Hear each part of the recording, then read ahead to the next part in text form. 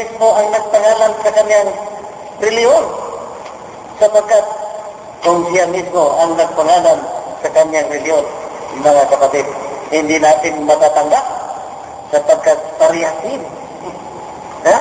Parihasin, walang kaibahan doon. Sapagkat sila rin ang nagbautismo sa tinatawag nilang reliyon nila. Ang mga Muslim, tingnan natin.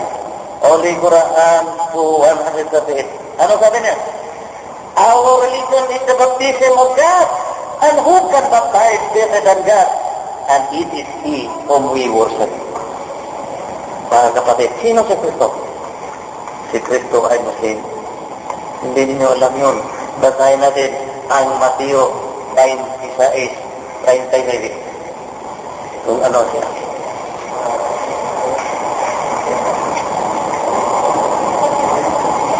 26:39. Continue to go first. Yes, yes. Betul lagi. I will go. Yes, yes. 26:29. 39. Pagkalayo ng kaunti, nagpapihirapa siya at nanalangin. Nagano siya? Nanalangin. Basahin mo ulit. Ulitin mo. Lakas. Pagkalayo ng kaunti, nagpapira siya at nanalangin. Ama ko, kung maaari, ilayo mo sa akin ang saro ng paghihirap na ito. Gayunman, huwag ang kaloob ko, kundi ang kalooban mo ang mangyari. Tingnan mo, he completely submitted himself to the will of God. Hindi ang kanyang kalooban ang masusunod, kung hindi ang kalooban ng Diyos. Kulang yan. Itong translation ito sa English, hindi ko nadala yung sa English. He prayed his face on the crowd. Kaya iba. Ang kung kasi, dalawang klase ang Biblia. No? Noon. Ngayon, marami na. Bawat sikta, mayroon ng kanya-kanyang Biblia. Pero noon, isa lang. Dalawa. Dual versions of the Bible na nandyan ngayon sa mga Romano Katoliko at saka ang authorized King James versions of the Bible. Ang dual versions of the Bible, mayroong 73 books.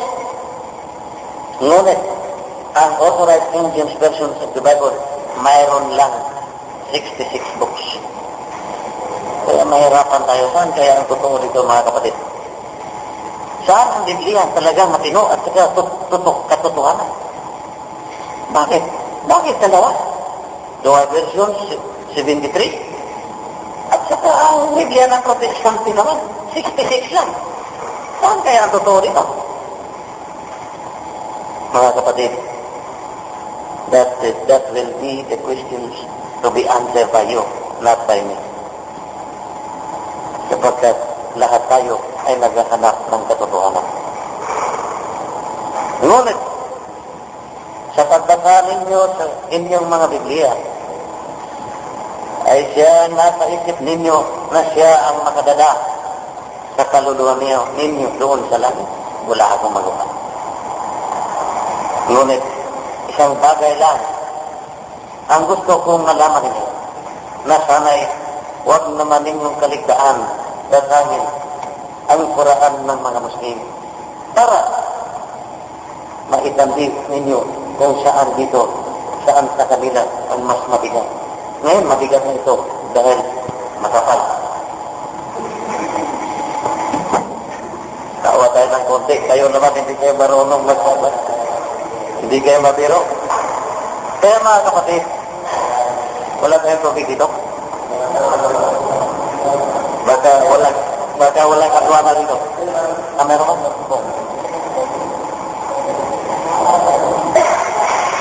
Kaya, mga kapatid, kailangan natin dito sa Biblia,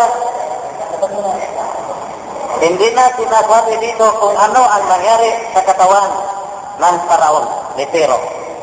Pero dito, sa Holy Quran, mga kapatid, makikita natin kung ano ang nangyari sa katawan ni Pero, yung kalaban ni Moses sa unang panahon. Ha? Ano ang nangyari sa katawan ni Pero? Kung magpunta kayo ngayon doon sa Ehipto, makita ninyo sa Misyo, kompleto ang katawan ni Pharaoh. Hindi nagbago. Itong katawan natin, 3 days after, wala na. Buto-buto na lang ang matira. Pero si Pharaoh nito, naging bato. Siya lang naging bato, pero wala nang buhay. Eh, bakit kaya nangyari yun? At kasi sinasabi ng mga tao, yun, si Propeta Muhammad, nangungupya lang yan sa Biblia namin. Kaya yung iba, nandoon dyan sa Biblia at sa Quran ninyo. Pero itong sinasabi dito, sabi niya, Biblia Republic, this day shall receive thee in thy body, that thou mayest be a sign to those who come after thee, that verily, many among mankind are heedless of our signs. Biro mo? Sa araw na ito, ay i-preserve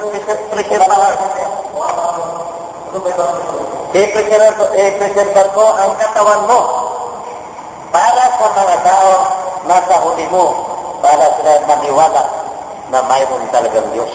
Ang Biblia, tingnan mo kung anong nangyari doon. Ano, ito, nakasulat pa. Eh, bakit alam na alam ni Prophet Muhammad sallallahu alaihi wasallam ang nangyari sa katawan nito? Ano si Pharaoh? Ha? Kung this book was not revealed to him, hindi na talaga malalaman kung anong nangyari. Biro mo, hindi siya nakapunta doon sa Ehipto para ukitin yung pyramid. At saka, the body of Pharaoh was discovered in 19th century. 2,300 years bago na-discover ang katawan ng Pharaoh. Hindi alam ni Muhammad kung anong nangyari. Kapanahonan pa ni Jesus, patay na si Pharaoh. Eh bakit nangyari ito? Kung kinukopya lang niya, bakit niya nalalaman na anong nangyari sa katawan ni Pharaoh?